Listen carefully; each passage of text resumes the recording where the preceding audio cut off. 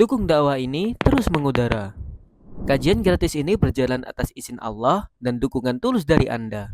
Bersama kita sebarkan kebaikan seluas-luasnya. Yuk jadi bagian dari tim kebaikan kami dengan mendukung operasional dakwah. Jazakumullahu khairan kasiran.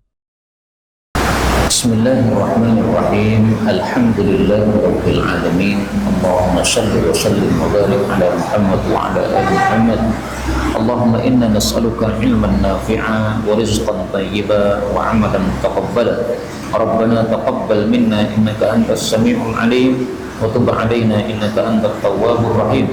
Allahumma sayyiban nafi'a, Allahumma sayyiban nafi'a, Allahumma sayyiban nafi'a. Hadhihi rahmatullah mutirna bifadlillah wa rahmatih. Alhamdulillah, kaum muslimin rahimani wa rahimakumullah. Meskipun hujan dan tidak banyak yang datang, tidak ada masalah, insya Allah pahalanya tetap ada. Kemudian tadi sebelum saya salat maghrib, saya bertanya kepada Bapak Takmir, apakah sudah terbiasa jamak salat karena hujan? Beliau mengatakan belum terbiasa. Karena belum terbiasa, maka saya pun juga tidak menjamak. Jadi perlu diberitahukan dulu, kalau sudah semuanya tahu, baru bisa kita melakukan. Karena kalau ujuk-ujuk melakukan, itu yang tidak tahu jadi bingung, Pak. Oke, sholat tak pengloroi ngopo. Nah, makanya kemudian pada pertemuan kali ini saya ingin menulis satu tulisan dengan judul kemasjidan. Apa maksudnya kemasjidan? Yaitu perkara-perkara yang perlu diketahui oleh jamaah masjid. Materi yang pertama tentu saja sesuai yang saya tanyakan tadi. Nah, maka judulnya adalah menjamak sholat karena hujan. Masalah menjamak sholat karena hujan ini dalilnya sangat jelas. Artinya pendapat para ulama yang membolehkan jamak karena hujan itu pendapat yang muktabar, yang betul-betul ada dalam kitab-kitab ulama kita. Adapun dalilnya ini, Pak, Matirah diriwayatkan oleh Al-Imam Al-Bukhari dari Ibnu Abbas radhiyallahu anhuma bahwasanya Nabi sallallahu alaihi wasallam melakukan salat di Madinah, di kota Madinah, sab'an 7 rakaat wa thamanian dan 8 rakaat. Kok bisa? Ya, karena zuhur dan asar dijamak jadinya 8. Maghrib dan isya dijamak jadinya 7. Maka berkata Ayyub perawi hadis, la'allahu barangkali kejadian itu fi lailatin matirah, pada saat malam yang turun hujan. Qala, maka dijawab oleh gurunya, asa, ya barangkali. Nah, ini bisa ditemukan riwayatnya dalam kitab Sahih Bukhari jilid 1 nomor halaman 114. Nah, di sini saya terjemahkan ya. Nabi sallallahu alaihi wasallam. Nah, terjemahnya kurang besar nih, Pak.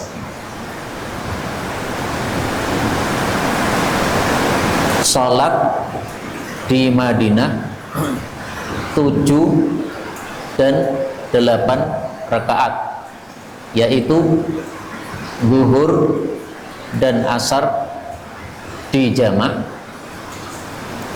lalu maghrib dan isya dijamak. Dijamak itu artinya apa? Digabungkan. Perawi bertanya, barangkali itu di saat malam turun hujan? Dijawab, barangkali. Nah, ini hadis riwayat Bukhari. Karena itu mazhab Syafi'i membolehkan jamak salat karena hujan berdasarkan hadis di atas. Perhatikan kalimatnya Pak, membolehkan, berbeda dengan mengharuskan. Kalau harus itu berarti wajib. Nah, kalau memboleh itu berarti boleh jamak, boleh tidak. Lah kalau saya lebih suka untuk menjamak, dengan sebab apa? Supaya ilmu ini tidak hilang. Karena kalau seluruh orang tidak ada yang menjamak, akhirnya nggak ada yang tahu jamak. Sehingga karena tidak ada yang tahu jamak, akhirnya ilmunya jadi mati. Nah, tentu saja yang bisa menghidupkan seperti ini ya tentu saja takmirnya Pak. Karena kalau bukan takmirnya, ngurusi apa tiba-tiba menguasai masjid kan jadi lucu. Misalnya saya di sini, saya kan cuma tamu saja. Tiba-tiba saya menguasai panjenengan, kan lucu. Nah, ini mestinya apa? Takmirnya yang mengatur dalam masalah ini. Kalau Ustadz paling hanya menyampaikan ilmunya saja. Dan ini fadilahnya kalau kita menghidupkan sunnah Nabi SAW adalah sebagaimana yang disebutkan dalam satu hadis, umitat ba'di,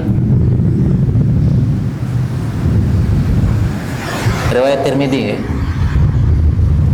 Innahu, sesungguhnya, man ahya, siapa yang menghidupkan sunnatan min sunnati, satu sunnahku, qad umitat ba'di, yang sudah dimatikan sepeninggalku, fa inna lahu, maka dia mendapatkan minal ajri, pahala, misla, semisal man amila biha, siapapun yang mengamalkannya, min ghairi ayyang kusa, tanpa mengurangi, min ujurihim syai'a, dari pahala mereka sedikit pun. Ini hadis riwayat Tirmidzi, juz 5 halaman 45. Terjemahnya adalah, sesungguhnya siapapun menghidupkan sunnahku yang sudah dimatikan maksudnya apa? Ditinggalkan setelah wafatku, maka baginya pahala. Siapapun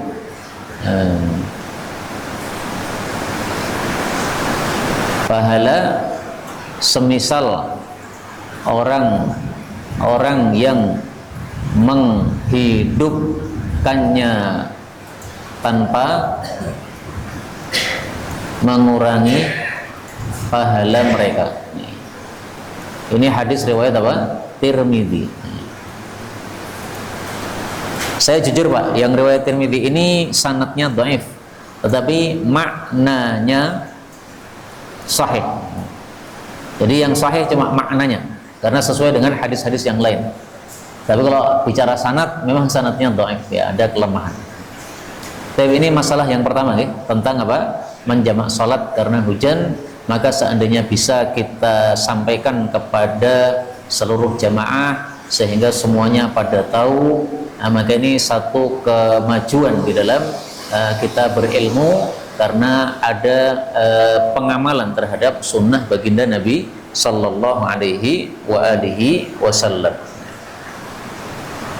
Masalah yang lain adalah azan ketika hujan.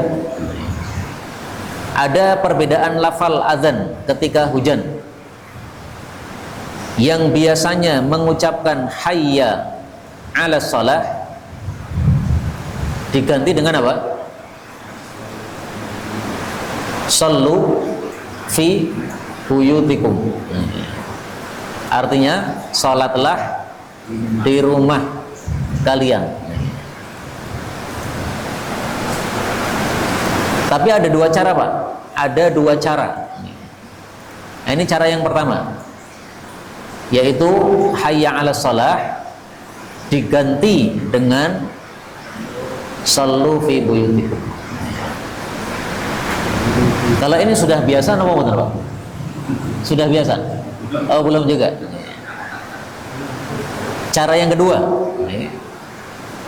sallu fi buyutikum, dibaca setelah selesai azan. Nah, pilih mana terserah. Berarti azannya tetap sama. Begitu sudah la ilaha illallah, baru kemudian sallu fi buyutikum azan.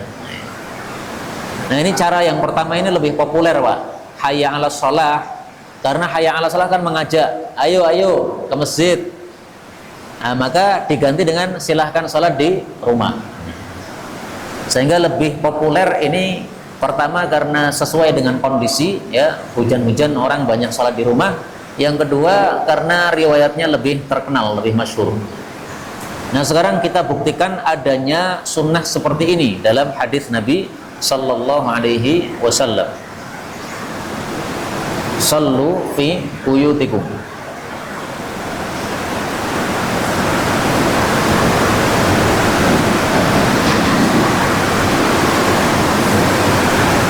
Idza apabila qulta, engkau mengatakan asyhadu an la ilaha asyhadu anna muhammadar rasulullah, fala taqul, maka jangan mengatakan hayya 'alas shalah, tetapi ucapkanlah sallu fi buyutikum.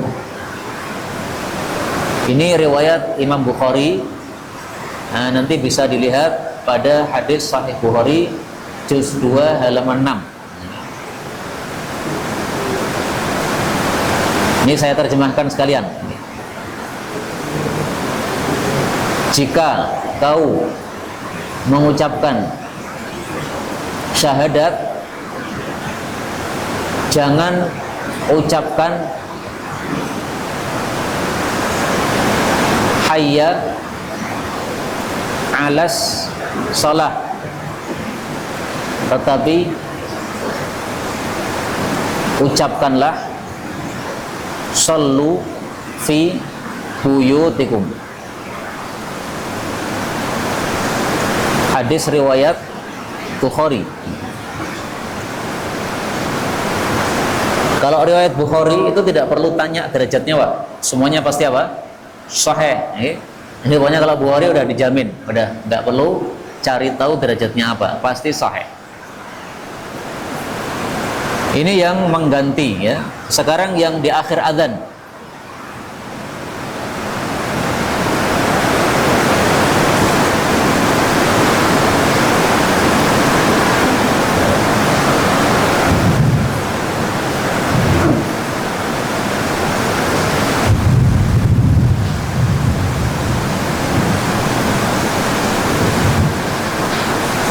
Annahu, bahwasanya Ibnu Umar nada, yaitu menyerukan bis salati, untuk salat, fi lailatin dzati bardin, pada malam dingin, warihin, angin kencang, wa matarin, hujan. Faqala, maka dia ucapkan fi akhir nidaihi, pada akhir azannya, ala sallu fi rihalikum, ala sallu fir rihal. Ini riwayat Muslim, Pak. Nanti bisa dilihat juz 1 halaman 484. Muadzin menyerukan pada malam dingin, berangin dan hujan, maka ia serukan di akhir adzan, ala sallu fi rihalikum, ala sallu fir rihal. Artinya sama, Pak. Ketahuilah, salatlah di rumah kalian. Ini hadis riwayat Muslim. Nah, jadi dari dua riwayat ini, kalau mau kita simpulkan, ya, bahwasanya yang pertama boleh kita mengucapkannya adalah sallu fi buyutikum. Ini sesuai lafalnya nih Pak. Sallu fi buyutikum.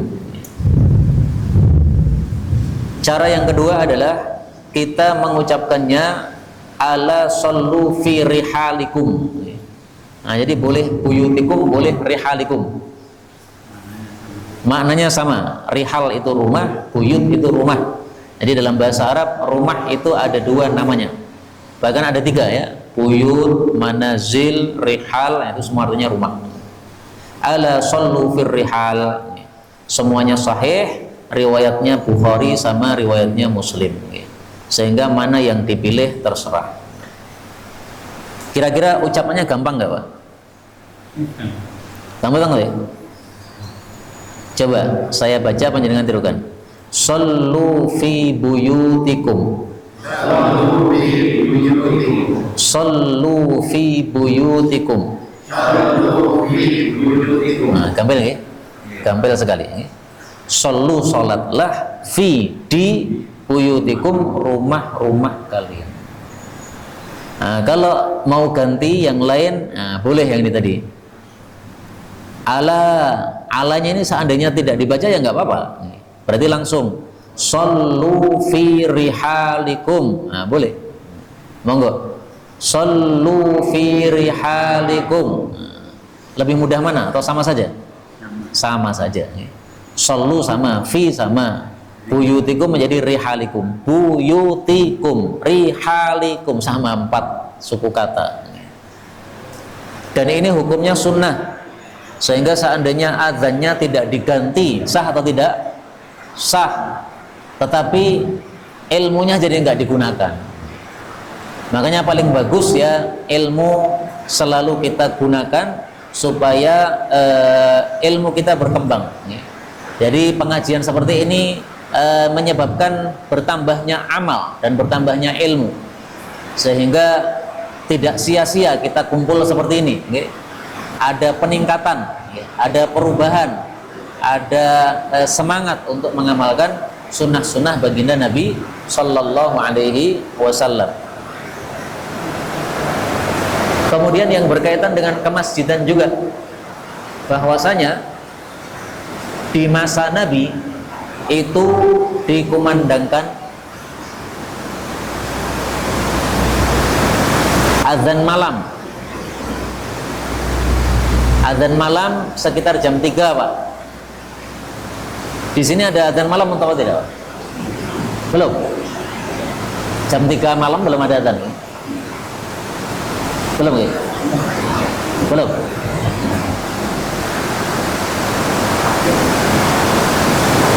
Kalau di Solo udah banyak Pak. Jadi hampir masjid-masjid itu jam 3 itu ya ada yang setengah 3 azan, ada yang jam 3 azan, ada yang 3/4 azan. Tapi memang karena sudah banyak yang tahu, jadi nggak masalah gitu. Kalau belum ada yang tahu, itu jadi masalah. Karena pernah di Mojokerto, itu kan teman saya buat pesantren di sana. Terus di sana dia kumandangkan azan malam. Nah, sekitar-sekitarnya itu adalah komunitas NU. Tidak ada yang azan malam. Akhirnya dianggap kelompok sesat.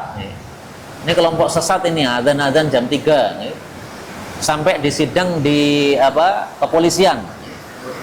Nah, setelah disidang, akhirnya kemudian kita sampaikan dalil, nih Pak, dalilnya jelas, kita hanya ngamalkan sunnah Nabi, selesai bebas. Sampai hari ini masih ada azan malam di sana dan tidak ada masalah. Ini kok kayak mati Bang. Bismillah, Bismillah, Bismillah, Bismillah, Bismillah, Bismillah, walhamdulillah, wassalam. Kayak hidup kadang mati, kadang hidup. Bismillah.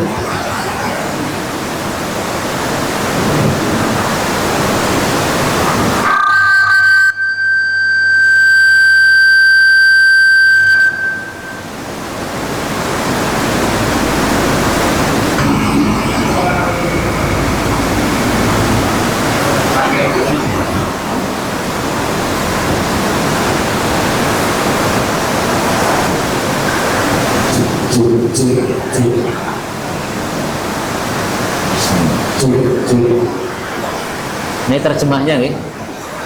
Sesungguhnya Bilal azan di waktu malam, maka silakan makan dan minum. Maksudnya apa? Sahur sampai diadzani Ibnu Ummi Maktum, sampai Ibnu Ummi Maktum mengumandangkan adzan subuh. Hadis riwayat Bukhari. Nah, ini dalilnya di sini. Bilal adzan di waktu malam. Berarti ada adzan malam. Terus kalau ada adzan malam, apa yang diucapkan pada saat adzan malam? Pada saat adzan malam, as-salatu khairun minan naum.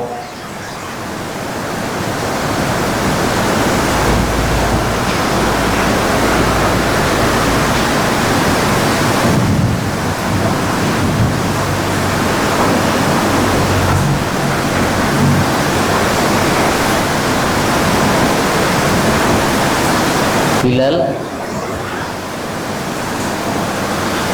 menyerukan dengan suara lantang, as-salatu khairun minan naum. Artinya adalah salat lebih baik daripada tidur. Hadis riwayat Darimi. Tapi memang ini ada perselisihan pendapat. Ada yang memandangkannya pada waktu subuh, ada yang memandangkannya pada waktu malam. Nah, otomatis kalau kita kumandangkan di subuh, ya berarti malamnya tidak. Kalau kita akan memandangkan di malam, berarti subuhnya tidak. Tapi ini kira-kira yang perlu saya sampaikan. Nah, silahkan. Kita mau tanya jawab, silahkan. Enggak, kalau ada.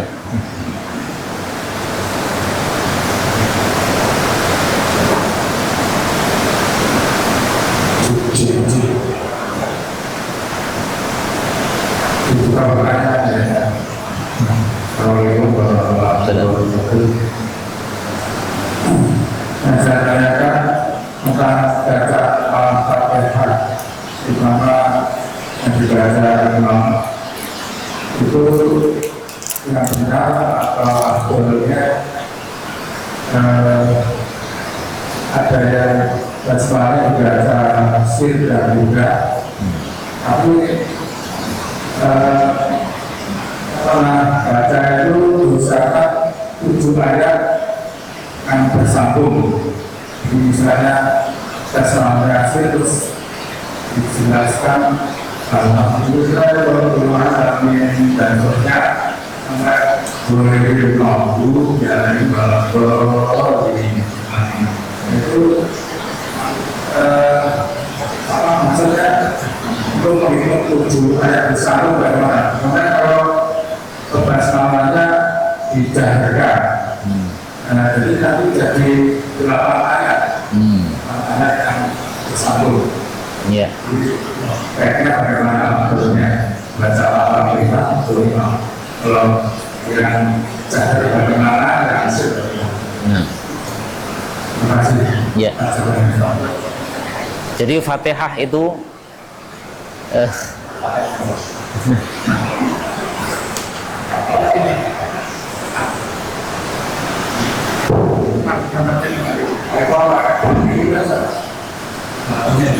jadi Fatihah itu disepakati 7 ayat. Itu yang perlu kita ketahui dulu. Terus setelah disepakati 7 ayat, barulah para ulama berselisih pendapat mulainya ayat apa. Kalau berpendapat mulainya Bismillah, maka otomatis yang ayat terakhir itu dibikin 2 ayat jadi 1 ayat. Tapi kalau mulainya adalah Alhamdulillah, Berarti ayat terakhir ini dipotong jadi penggal jadi 2 ayat. Mari kita lihat ya. Nah ini Pak, ini penomorannya nomor 1 Bismillahirrahmanirrahim. Otomatis ihdinas siratal mustaqim, ini 1 ayat. Kemudian yang ayat yang ke-7 ini panjang, siratal ladzina an'amta 'alaihim ghairil maghdubi 'alaihim waladdallin. Nah, langsung ini panjang ya. Tapi kalau kita hitung alhamdulillah ini ayat 1, nah berarti siratal ladzina an'amta 'alaihim. Ini berhenti. Seperti yang saya lakukan. Kenapa? Karena saya ngikuti pendapat bahwa Fatihah itu mulainya Alhamdulillah, bukan Bismillah. Nah terus Bismillah apa? Bismillah ya ayat Quran, tapi bukan Fatihah. Ayat Quran yang memulai setiap surat, seperti Baqarah ya, dimulai dengan Bismillahirrahmanirrahim. Ini juga ayat Quran. Hanya ini bukan termasuk Baqarah, sama dengan Fatihah. Kenapa dibedakan? Kenapa kalau Fatihah Bismillah masuk, kalau Baqarah nggak masuk? Nah, saya tidak mengikuti pendapat itu. Tapi kalau mazhab Syafi'i memang berpendapat Bismillah ini termasuk dari Fatihah, sehingga dikasih nomor atau ayat 1.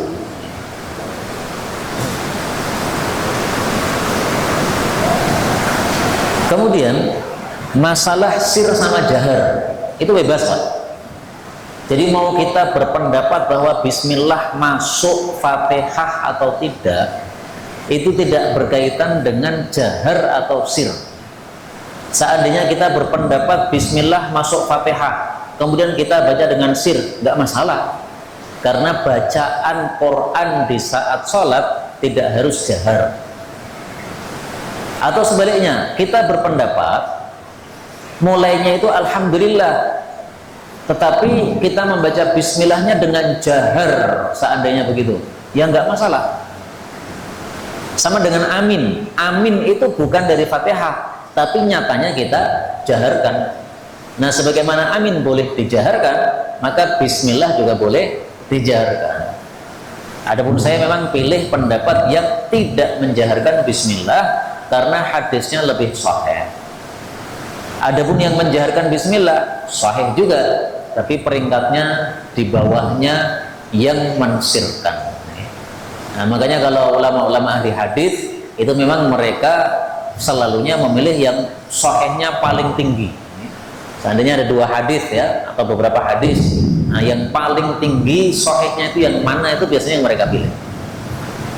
Makanya termasuk doa iftitah itu kan bermacam-macam.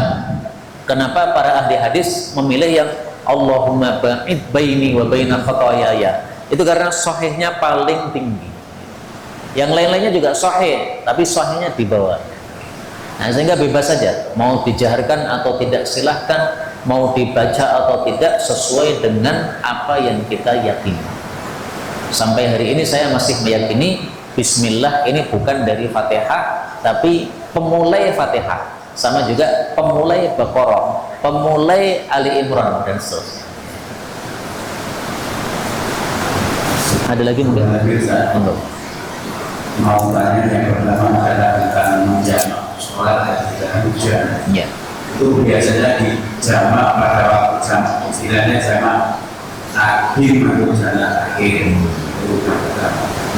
Kemudian apabila kita muadzin itu mengucapkan as-salatu buyutikum, ini bisa pada terakhir setelah ada yang seperti biasanya itu selesai. Dan nanti ketika mengucapkan itu, tapi di masjid juga tetap melaksanakan sholat jemaah tidak. Itu aja yang Pak Edi, matur nuwun. Ya. Saya tulis nggih. Jamak karena hujan hanya dilakukan secara takdim. Yeah. Tidak boleh takhir. Nah, ini NB.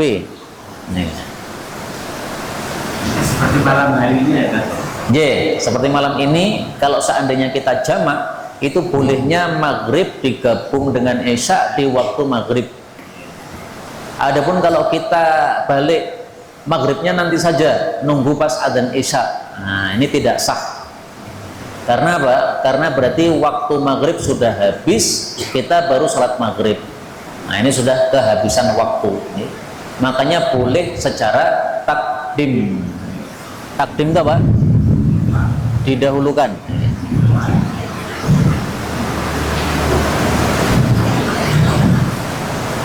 Takdim secara bahasa artinya didahulukan.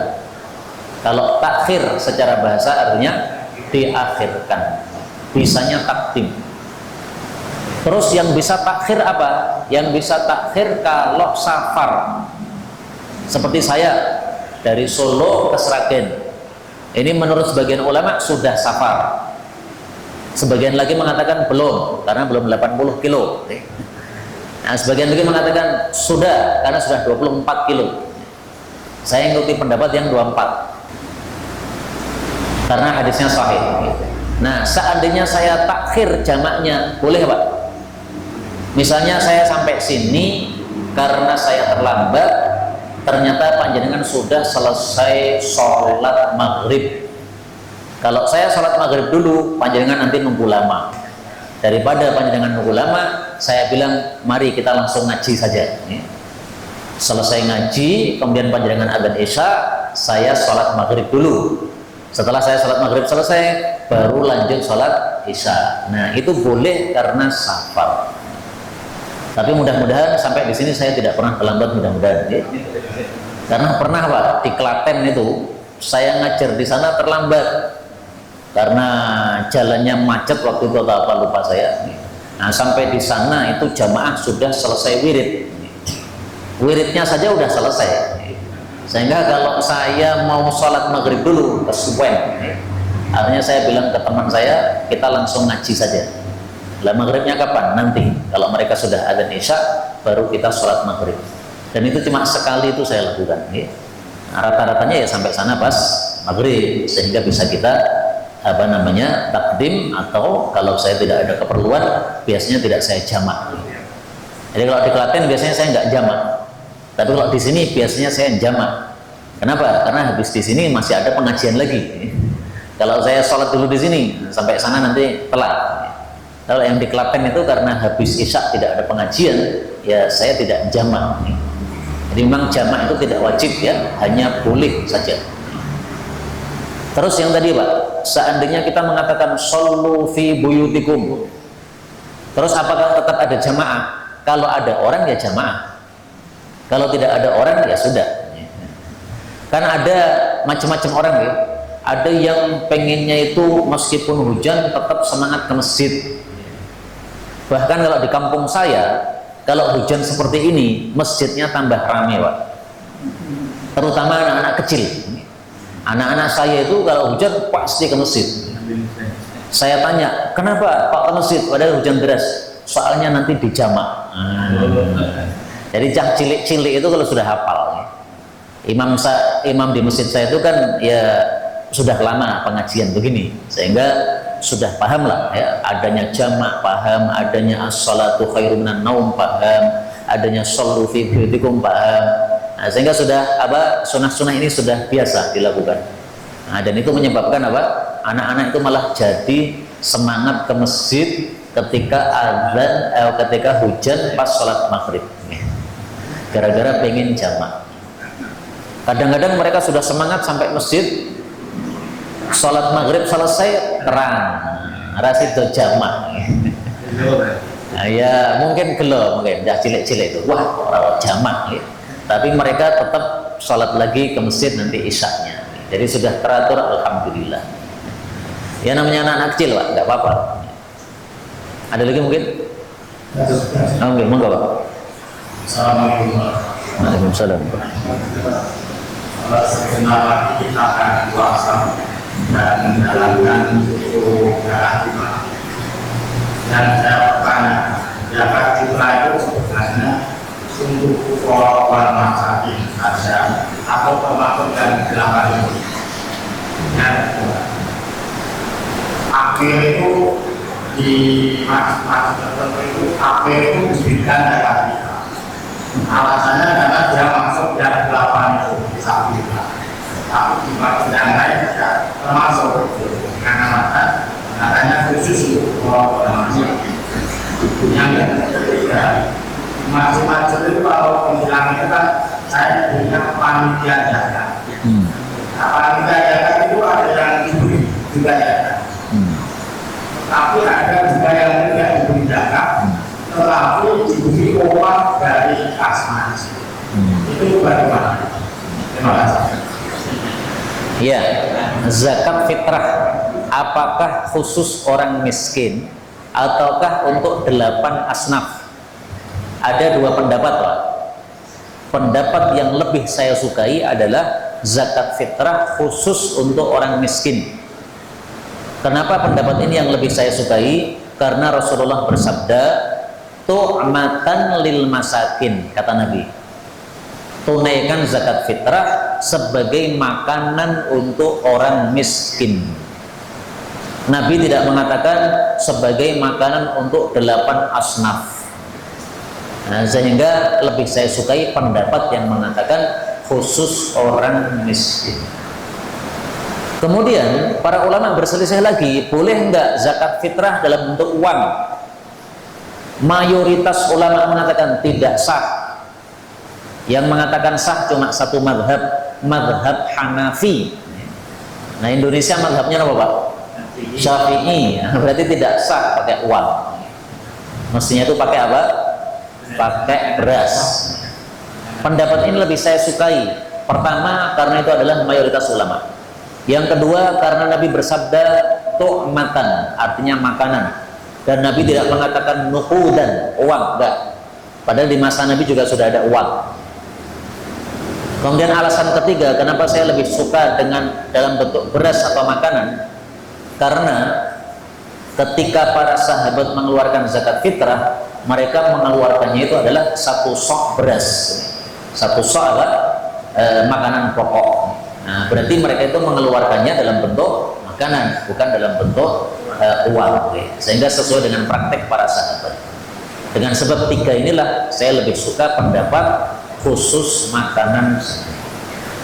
Dan secara praktik menurut saya wallahu a'lam, kalau kita keluarkan dalam bentuk uang itu nanti semua orang mau, Pak. Orang kaya pun ngerti duit masih mau ya.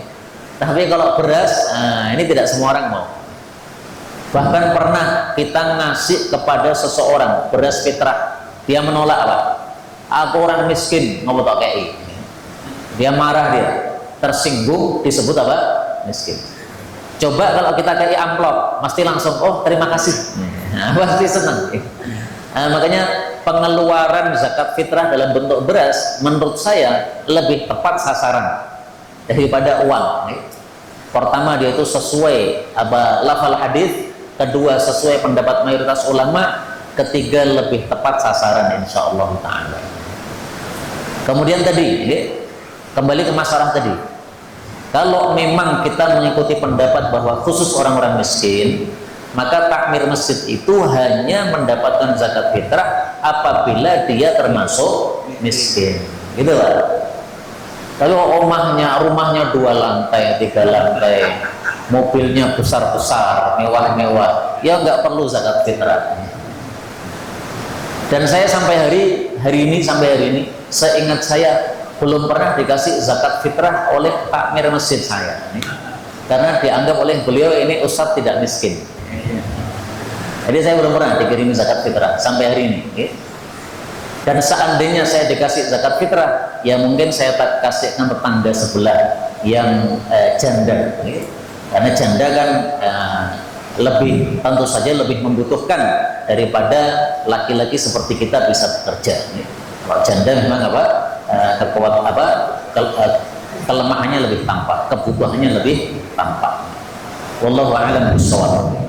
Karena itu kalau saya boleh mengusulkan, panitia itu tidak termasuk dari amil zakat, juga tidak termasuk dari 8 asnaf, tapi dia masih bisa menerima zakat fitrah, tapi bukan sebagai amil, tapi sebagai fakir.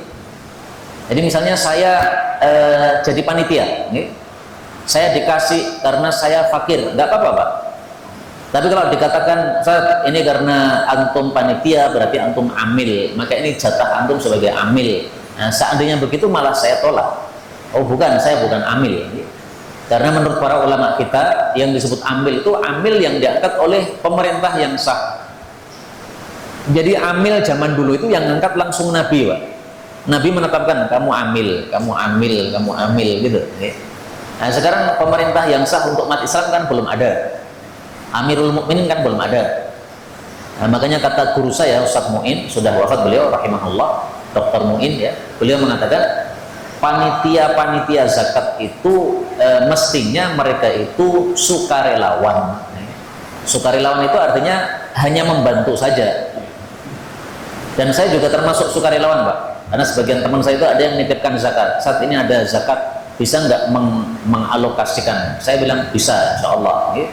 Saya sendiri nggak ngambil. Kalau saya ngambil sebagai amil, nah itu tidak sah, karena saya sukarela. Jadi saya cuma bantu saja. Orang-orang kaya kan sibuk Pak, mungkin untuk bagi-bagi nggak punya waktu gitu loh. Nah karena saya punya murid, jadi pahamkan, oh ini ada yang miskin, nah, sehingga kita bisa alokasikan. Tapi untuk ngambil sendiri saya nggak berani, karena saya bukan amil. Sekali lagi, saya bukan amil, tapi hanya sebagai apa? Sukarela. Nah, adapun kalau diambil dari kas masjid lebih ringan insya Allah. Dukung dakwah ini terus mengudara.